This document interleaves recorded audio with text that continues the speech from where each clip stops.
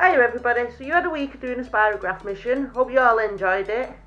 Now though, it's time for mission number 2. Are you ready for it? Here we go. This week you will be practicing oil and water photography, really fun abstract type of photography. Release your inner artist and have fun.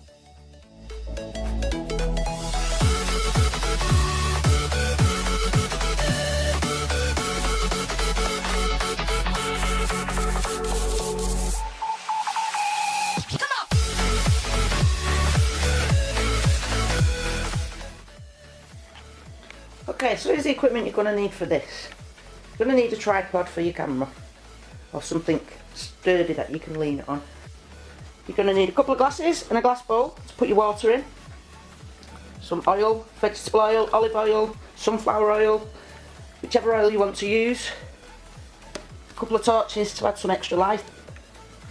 Your lens for your camera. Your normal 18 to 55 lens can take some great images, but if you have macro tubes or macro filters you can use, they make for better images. And then some backing paper, something for backing, so you can use any colour paper. This stuff works great, it's glittery paper. It's actually the back of a birthday banner. You can buy them in Shazzy's shop if anybody wants to rush out and get one. Or even a CD, because that creates some nice light effects as light moves around it. And that's basically all you're going to need for this shoot. Oh, you can also download images to your phone or your tablet that you can use as a backdrop. That's already got the light, so you don't need your torches. You can just experiment, play about with different effects. So that's it, that's your equipment list. This is your setup. Got a bowl of water resting on the glasses with the reflective paper underneath. I'm just going to add a couple of drops of oil. You don't need a lot.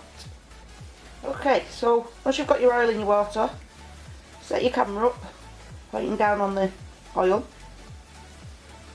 And if you move your light around, you can change the colour and pattern of the bubbles. Use manual focus. Your shot when you're ready. I'm using the 18 to 55 standard lens for this shoot. And if your bubbles are getting a little bit big because they've joined together, just use a cocktail stick or something thin to just pull them out and break them up a little bit.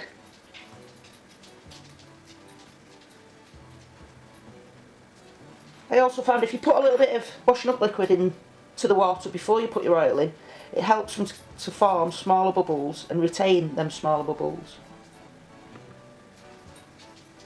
So that's how we do it with our normal lens. And the settings I'm shooting on.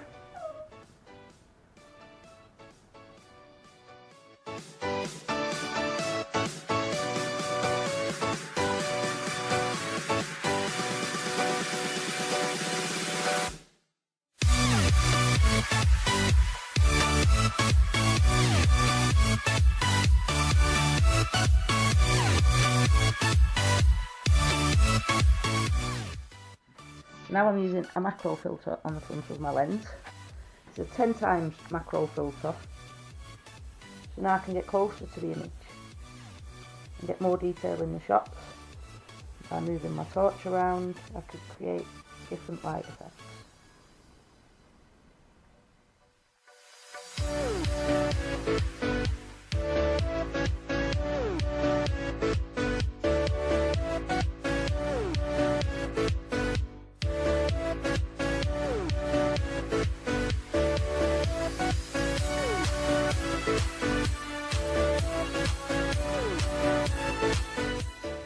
Now I'm going to take this filter off my lens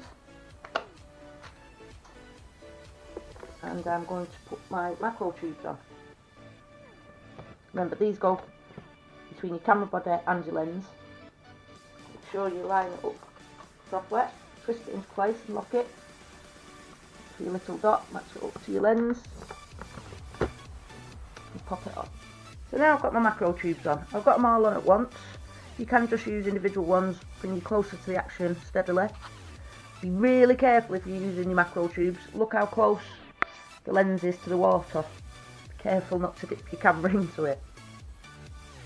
And then you can see by the screen now how close up we're getting on the details. You can move the light around, you change, you find what you're happy with,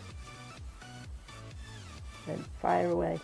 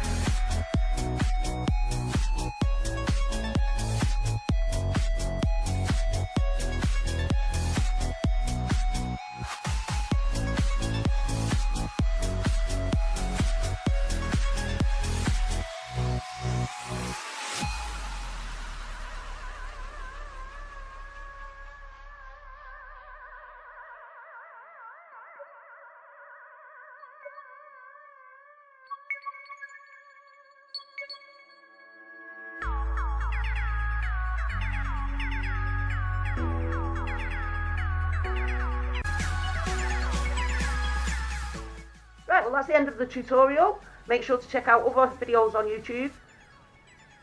Research, practice, and next week we'll open a competition so you can all post your photos.